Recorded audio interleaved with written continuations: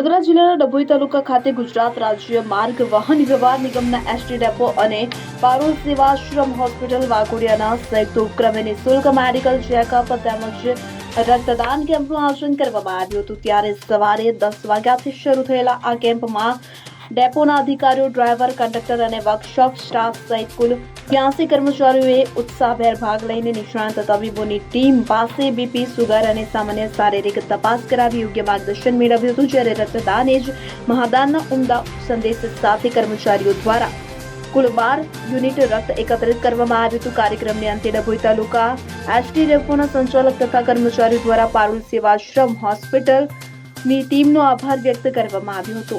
ફકીરા ખત્રી, ડભોઈ। હવે જુઓ દેશ દુનિયાની તમામ ખબરો તમારી આંગળીના ટેરવે। ઉઠાવો મોબાઈલ અને ગૂગલ પ્લે સ્ટોર પરથી ડાઉનલોડ કરો અમારી CN24 ન્યૂઝ મોબાઈલ એપ।